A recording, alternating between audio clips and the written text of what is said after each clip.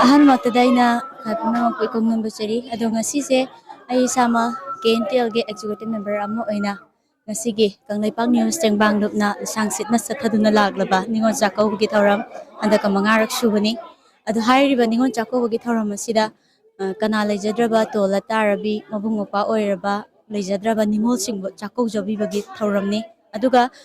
KNTL Kangleipak news ꯇꯦꯡꯕꯥꯡꯂꯨꯞꯁꯤꯗ ꯌꯥꯎꯕꯤꯔꯤꯕ ꯅꯤꯉꯣꯜ ꯑꯣꯏꯕꯤ ꯈꯨꯗꯤꯡꯃꯛꯁꯤꯡꯁꯦ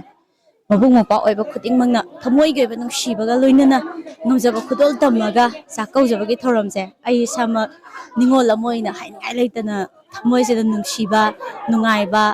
ꯑꯄꯦꯟꯕ ꯄꯣꯛꯆꯩꯌꯦꯅ ꯑꯩ ꯍꯥꯏꯖꯒꯦ ꯑꯗꯣ ꯂꯤꯁꯥꯡ ꯁꯤꯠꯅ KNTLꯁꯦ ꯑꯋꯥ ꯑꯅꯥ ꯇꯥꯔꯕ ꯀꯌꯥꯒꯤ ꯃꯇꯦꯡ ꯄꯥꯡꯗꯨꯅ ꯂꯥꯛꯂꯕ ꯂꯨꯞ ꯑꯃꯈꯛꯅꯤ ꯍꯥꯏꯖꯒꯦ ꯑꯗꯣ ꯃꯈꯥ ꯇꯥꯅꯁꯨ ꯍꯦꯟꯅ ꯈꯨꯟꯅꯥꯏꯁꯤꯗ ꯂꯩꯔꯤꯕ ꯑꯋꯥ ꯑꯅꯥ ꯇꯥꯔꯕ ꯃꯤꯑꯣꯏ ꯀꯌꯥꯒꯤ ꯃꯇꯦꯡ ꯄꯥꯡꯕ ꯉꯝꯕꯁꯨ ꯑꯣꯏꯕꯤꯁꯅꯨ ꯃꯆꯜ ꯑꯃ ꯑꯣꯏꯅ ꯅꯤꯉꯣꯜ ꯑꯃ ꯑꯣꯏꯅ ꯉꯁꯤ ꯑꯩꯈꯣꯏꯅꯁꯨ ꯊꯧꯖꯥꯟ ꯄꯤꯖꯔꯤ ꯃꯇꯝ ꯄꯨꯝꯅꯃꯛꯇ KNTL ꯈꯨꯟꯅꯥꯏꯒꯤ ꯁꯦꯕꯥꯒꯤꯗꯃꯛꯇ ꯂꯩꯖꯔꯕ ꯂꯨꯞ ꯑꯃꯅꯤꯅ ꯍꯥꯏꯖꯒꯦ ꯃꯇꯝ ꯄꯨꯝꯅꯃꯛꯇ ꯂꯤꯁꯥꯡ ꯁꯤꯠꯅ ꯇꯣꯜꯂ ꯇꯥꯔꯕ ꯈꯨꯗꯤꯡꯃꯛꯀꯤ ꯁꯦꯕꯥ ꯇꯧꯕ ꯉꯝꯕ ꯅꯤꯉꯣꯜ ꯆꯥꯛꯀꯧꯕ ꯉꯝꯕ ꯑꯣꯏꯔꯁꯅꯨ ꯍꯥꯏꯗꯨꯅ ꯑꯩꯒꯤ ꯃꯥꯏꯀꯩꯗꯁꯨ ꯍꯥꯏꯒꯦ ꯉꯁꯤꯒꯤ ꯑꯣꯏꯅꯗꯤ ꯌꯥꯝꯅ ꯅꯨꯡꯉꯥꯏꯖꯩ ꯍꯥꯏꯅꯤꯡꯉꯥꯏ ꯂꯩꯇꯅ ꯅꯨꯡꯉꯥꯏꯕ ꯍꯥꯏꯕꯗꯣ ꯅꯤꯉꯣꯜ ꯑꯣꯏꯕꯤ ꯑꯩꯒꯤ ꯊꯃꯣꯏꯗꯁꯨ ꯐꯥꯎꯋꯦ ꯍꯥꯏꯕꯁꯦ ꯑꯩ ꯑꯁꯤ ꯍꯥꯏꯖꯔꯒ ꯂꯣꯏꯖꯒꯦ ngasi Kangleipak News Tengbanglup ki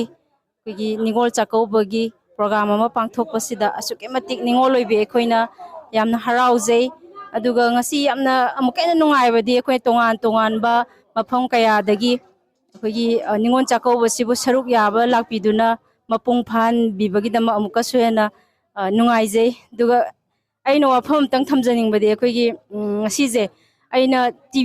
TV da dagi media da di am uzaba duga ekhoi arambai tengol gi ekhoi Robin Mangang koi luching porena lakpidana akhoi yamna maman yamlaba wahai khara phongdok pirambagi damakta ju asuki mati akhoi da thagatba phongdok jari aduga tongan ba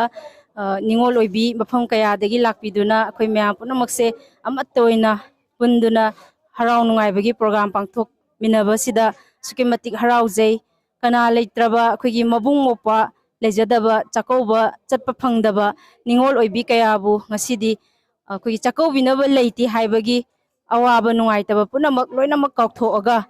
yamna harau mathoi kana Kangleipak News Tengbanglup ki ibung ipasingna akhoi chakobibagi damakta ngokhai leitana thagatchari ngasi akhoi Kangleipak News Tengbanglup na 5rak suna pangthokpa thauram asi khoi yam nungaijai ningol ama oina ibung ipasingna angamba khudon pot piduna ꯑꯩꯈꯣꯏꯕꯨ ꯄꯨꯛꯅꯤꯡ ꯏꯕꯨꯡ ꯏꯄ꯭ꯋꯥ ꯑꯣꯏꯕꯒꯤ ꯄꯨꯛꯅꯤꯡ ꯊꯧꯒꯠꯄꯤꯕ ꯃꯤꯅꯨꯡꯁꯤꯒ ꯂꯣꯏꯅꯅ ꯉꯝꯖꯕ ꯆꯥꯛ ꯆꯔꯥ ꯑꯃꯃꯝꯇꯪ ꯆꯥꯃꯤꯟꯅꯗꯨꯅ ꯅꯤꯉꯣꯜ ꯑꯣꯏꯕꯤ ꯑꯩꯈꯣꯏ ꯈꯨꯗꯤꯡꯃꯛꯄꯨ ꯍꯔꯥꯎ ꯃꯃꯣꯟ ꯃꯤꯅꯣꯛ ꯇꯝꯍꯟꯕꯤꯕꯒꯤꯗꯃꯛꯇ ꯀꯪꯂꯩꯄꯥꯛ ꯅ꯭ꯌꯨꯁ ꯇꯦꯡꯕꯥꯡꯂꯨꯞꯄꯨ ꯊꯥꯒꯠꯆꯔꯤ ꯑꯃꯗꯤ ꯑꯩꯈꯣꯏꯒꯤ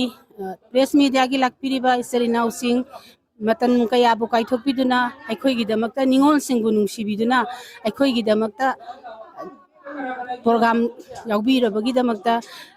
ꯑꯩꯈꯣꯏꯒꯤ ꯃꯦꯗꯤꯌꯥꯒꯤ ꯏꯆꯤꯜ ꯏꯅꯥꯎꯁꯤꯡꯕꯨꯁꯨ ꯍꯟꯅ ꯊꯥꯒꯠꯆꯕ ꯐꯣꯡꯗꯣꯛꯆꯔꯤ ꯆꯥꯛꯀꯧꯕꯁꯤ ꯑꯩꯈꯣꯏ ꯃꯄꯨꯡ ꯐꯥꯕ ꯆꯥꯛꯀꯧꯕ ꯑꯃꯅꯦꯅ ꯑꯩꯅ ꯐꯣꯡꯗꯣꯛꯆꯒꯦ ꯌꯥꯝꯅ ꯅꯨꯡꯉꯥꯏ ꯆꯥꯛ ꯏꯟꯁꯥꯡꯁꯨ ꯌꯥꯝ ꯍꯥꯎꯏ ꯂꯥꯛꯄꯤꯔꯤꯕ ꯏꯕꯨꯡ ꯏꯄ꯭ꯋꯥꯁꯤꯡꯅ ꯃꯆꯦ ꯃꯆꯜ ꯑꯩꯈꯣꯏꯒꯤꯗꯃꯛꯇ ꯉꯝꯖꯕ ꯈꯨꯗꯣꯜ ꯄꯣꯠ ꯄꯤꯕ ꯊꯃꯣꯏꯗ ꯄꯦꯜꯂꯤ ꯉꯁꯤꯗꯒꯤꯗꯤ ꯑꯩꯈꯣꯏ ꯑꯋꯥꯕ ꯂꯩꯇ꯭ꯔꯕ